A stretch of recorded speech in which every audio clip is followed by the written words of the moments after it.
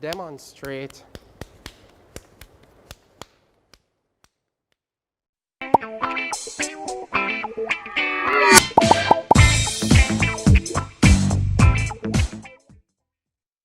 and Dr. Angela Brownberg.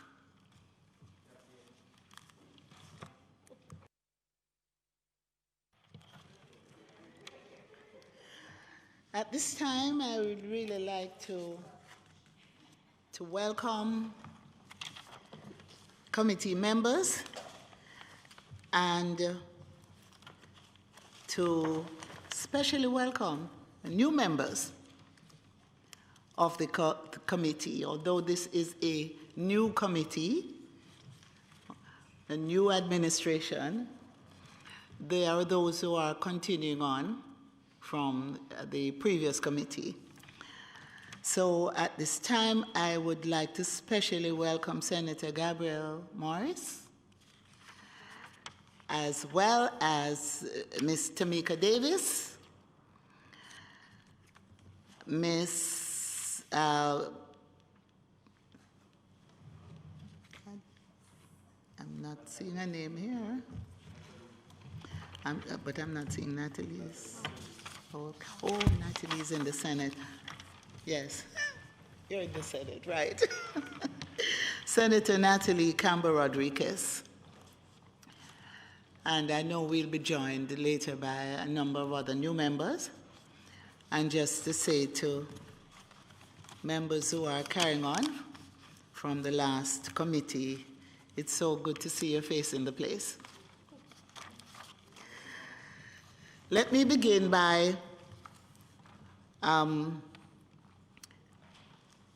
thanking you all for your willingness to serve. I know that each of us is committed to ending sexual harassment. I continue to say that sexual harassment is a very serious matter which militates against a desired level of peace, harmony, and happiness in our country. Colleagues, our presence here today, so soon into the term of the new parliament, sends a strong message to the people of Jamaica that we are committed to creating a just and equitable society for all Jamaicans. During the last parliament, we made significant progress and deliberated on we will continue our deliberations towards the goal of providing legal protection for all women and men who are suffering the effects of sexual harassment. So that we are clear about what we are talking about, our working definition of sexual harassment is A, the making of any unwelcome sexual advance towards a person by another person, which is reasonably regarded as offensive or humiliating by the person towards whom the sexual advance is made. Or B, sexual harassment has the effect of interfering unreasonably with the work performance of the person to whom the sexual advance is made, or creating an intimidating, offensive, or hostile work environment.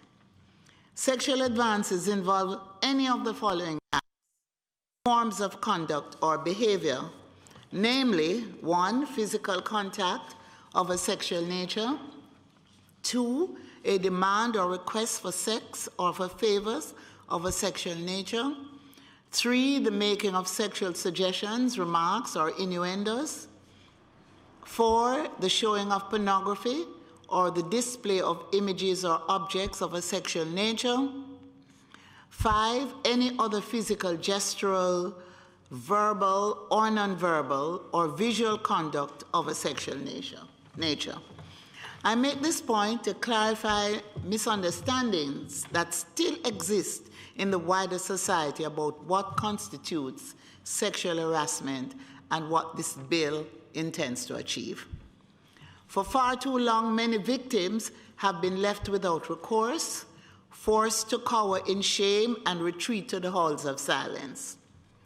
Vulnerable victims have unhappily recounted experiences with sexual harassment, particularly at the workplace, or in learning institutions, in hospitals, in nursing homes, and correctional centers, just to name a few.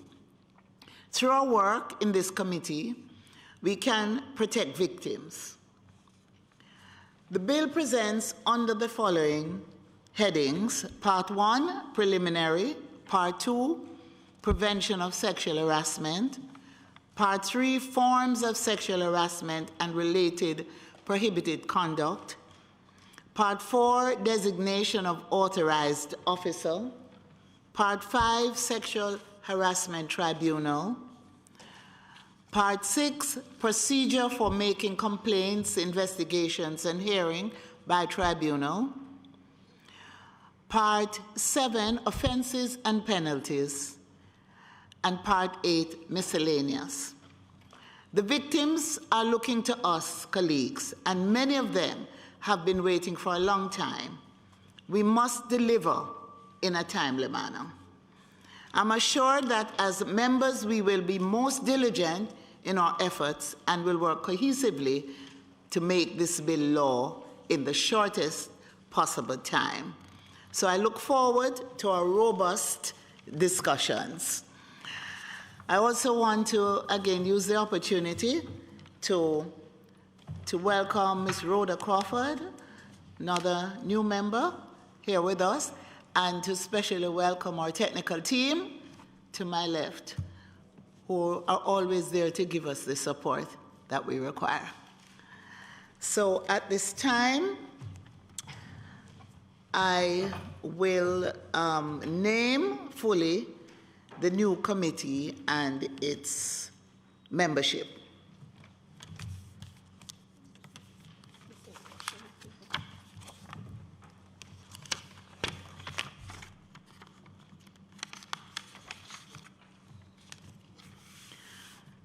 And so the committee is chaired by me, and the members are Honorable Delroy Chuck, QC MP, Mr. Franklin Witter, MP, Ms. Kerencia Morrison, MP, Ms. Rhoda Moy Crawford, MP, Ms. Tamika Davis, MP, Ms. Joyce Denise Daly, MP, and Dr. Angela Burke, MP. Senator Cavan Gale, CD, Senator Dr. Sophia Longmore, Senator Natalie Campbell Rodriguez, Senator Donna Scott Motley, and Senator Gabriela Morris.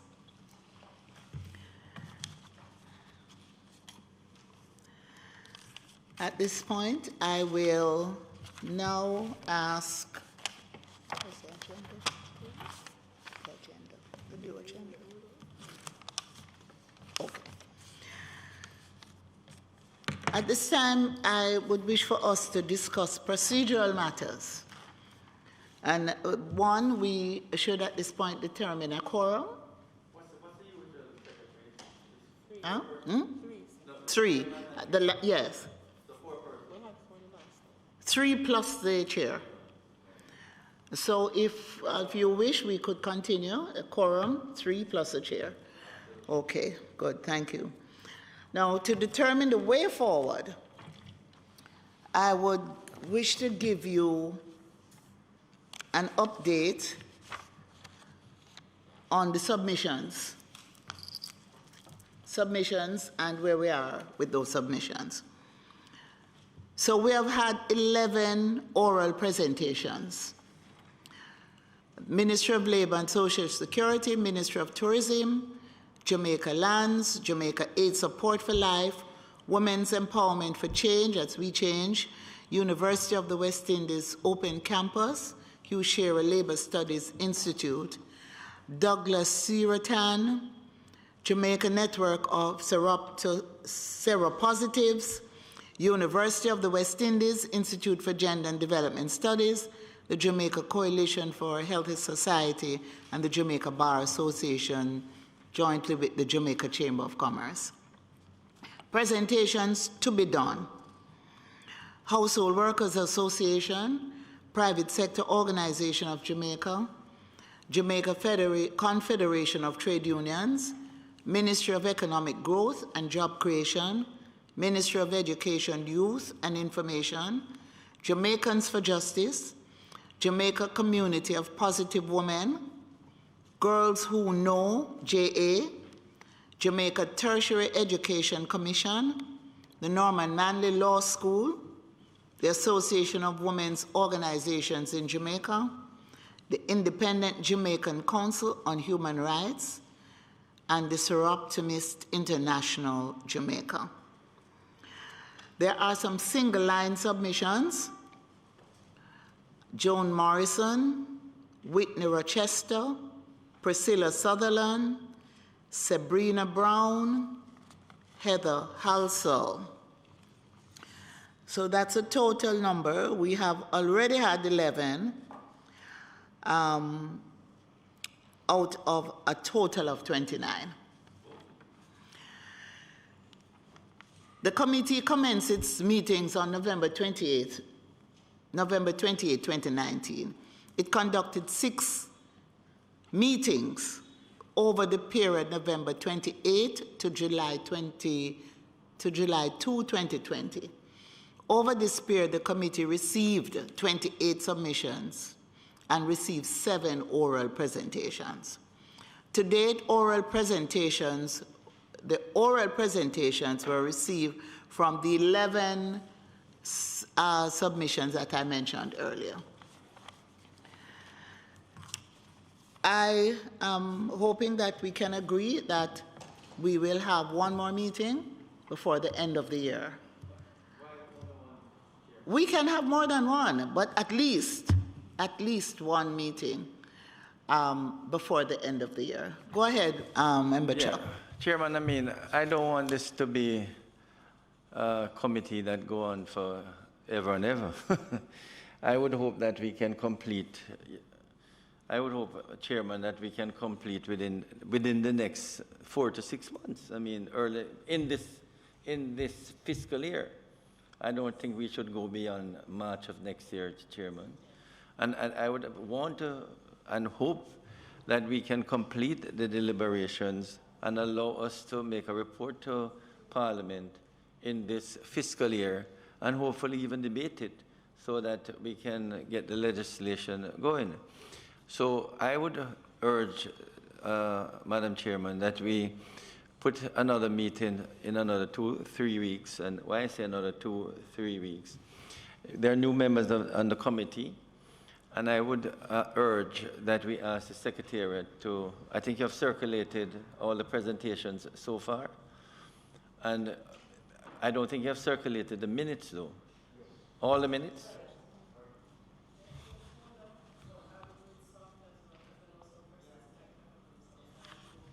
I didn't want to send it to the members. Right. So I would urge that, you know, we give the new members in particular, and many of us who have not read the minutes as yet, you know, maybe another couple of weeks to familiarize ourselves with the minutes and also with the 11 submissions so far.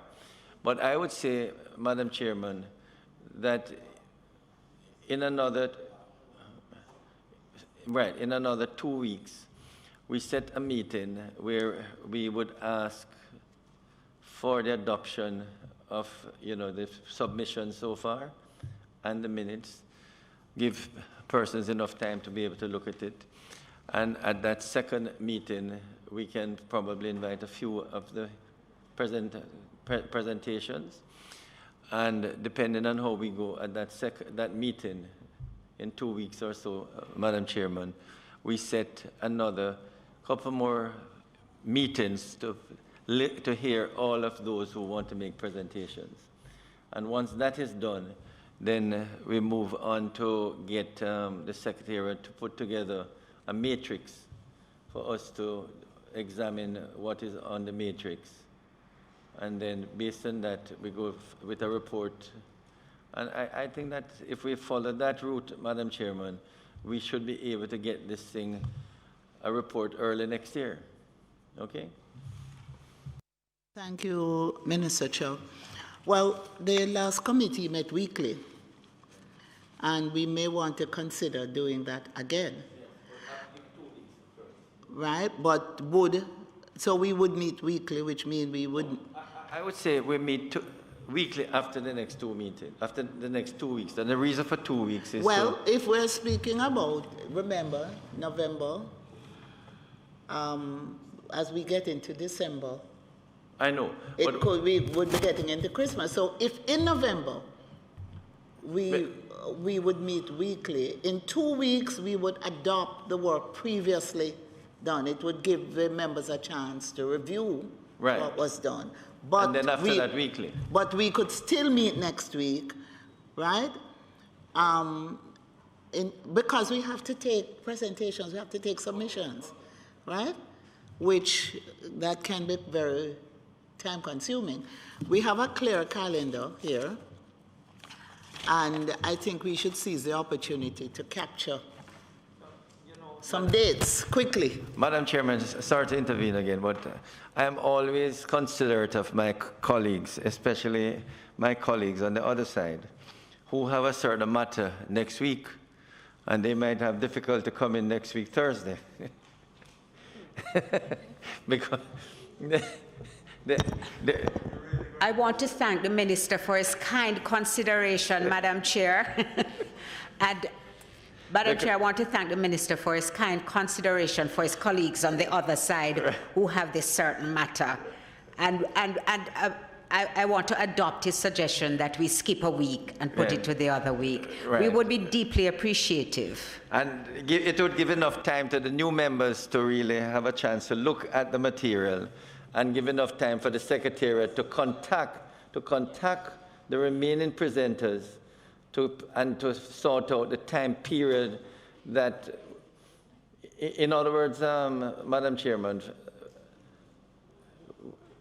we wouldn't meet again until the 12th. The 12th? And then when we meet on the 12th, we meet the 12th, the 19th, the 26th, the 4th or somewhere of December, right, the 3rd, and maybe the 10th, and hopefully those would be complete, all the presentations, which would give the Secretariat the holiday period to put together a matrix. We meet the second week in December as well? Possible, the 10th. All right. So Thursday the 12th, every week, through to the second week in December. Is that fine with members here? So it means then that we'll give our friends on the other side a free week to take care of matters. Well, I mean, a free week in November, the first week in November, because they have an important date in November, the first week in November. Am I right? You have an important date the first week in November. So we are showing our understanding of the fact that you have matters to take care of. And I know, Chairman, crunch. You would understand the significance of those certain matters. Thank you. Okay. I almost said, may the best man win. But I can never say that in this case. And I can't say, may the best woman win either. May the best person win. Best candidate. Best candidate. Good. Chair, for clarity, there was a meeting on the 28th of November in 2019 when we had recommended a list of stakeholders that we would have wanted to invite. What I would want to know and to understand if the list of responders were aligned, what was the number of those that would have been aligned with that particular list? You made reference to a list of those who are desirous of making presentations. So if we could look at that list that we had recommended, what's the number of those who would have responded? Because I didn't hear in your list the Jamaica Employers Federation.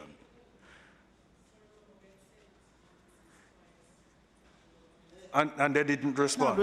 Right. I What we raised will it- do, we yeah. will write to those from that Yes. list who have not yet responded, indicating to them that we really wish to hear from them and to Yes. have their participation. Because the concern I'm raising is that in the scheme of things, in terms of this being a workplace type legislation, it would be important to hear the views and expressions from the Jamaica Employers Federation, because at the end of the day, we want a legislation that is supportive of major stakeholders at least. And so we consider the Jamaica Employers Federation to be a critical stakeholder. And I take note of the fact that the Chamber of Commerce, who is an associate of the Jamaica Employers Federation, they were represented in tandem with the Jamaica Bar Association and not on their own.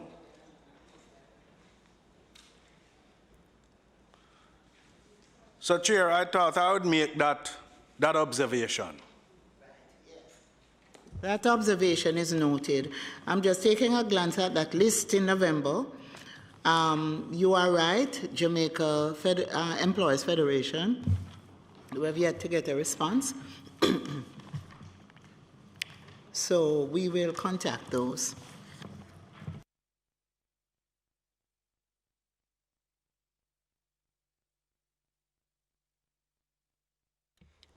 Chair, good afternoon. Good afternoon, everyone. My apologies for being a little bit late. Bless you. Thank you. Welcome.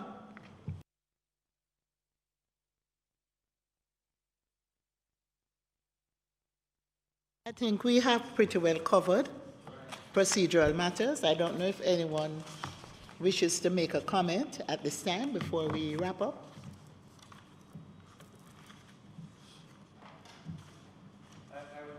I'd like to add for the minutes that is the first time we started on time at 2 o'clock. Let's hope we continue starting at 2 o'clock in future meetings. I was very impressed, Chair. When I saw the door closed, I thought it was because I was early. And when I came in, I noticed that you were ready to start at 2 minutes past 2. So we are setting new standards for Jamaica. They can't accuse any of us of being on Jamaica time anymore. That's a good thing. We're setting a new Jamaica time. So we will endeavor to start on time. And quorum being 4, 3 plus the chair, I can assure you we will start on time. Thank you.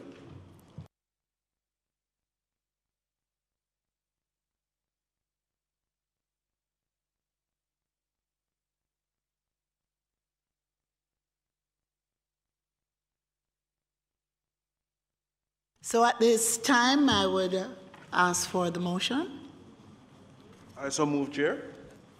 Seconded. Okay, Senator Scott Motley, seconded. Right.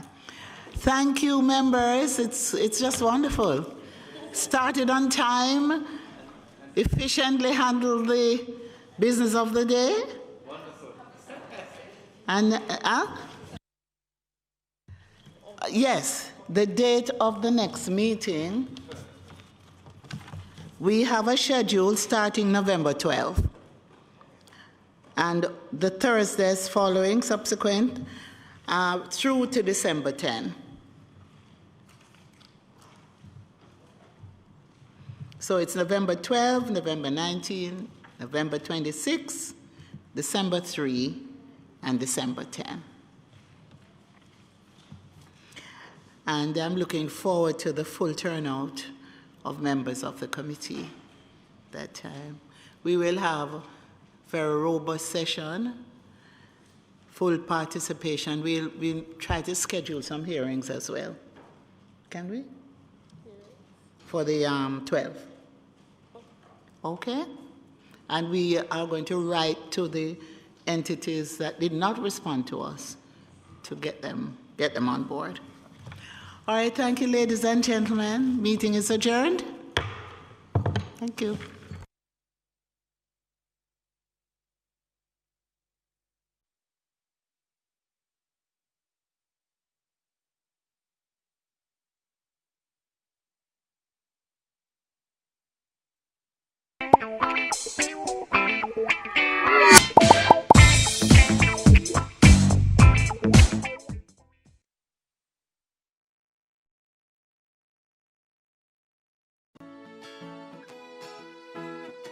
Crime is Jamaica's #1 threat.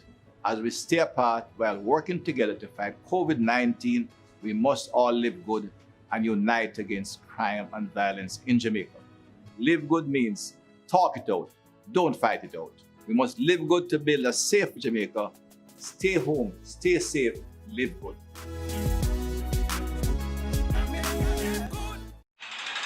The following is brought to you by MOCA, the major organized crime and anti-corruption agency with kind support of NIA and USAID.